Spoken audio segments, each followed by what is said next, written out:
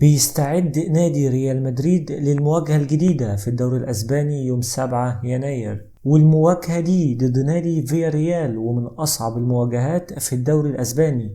وعقبت ريال مدريد أمام الغواصات الأسبانية من أصعب المواجهات على مر التاريخ، وبتعتبر المباراة ضد نادي فياريال من أصعب المواجهات للنادي الملكي، ولأنها خارج أرضه في ملعب السيراميك.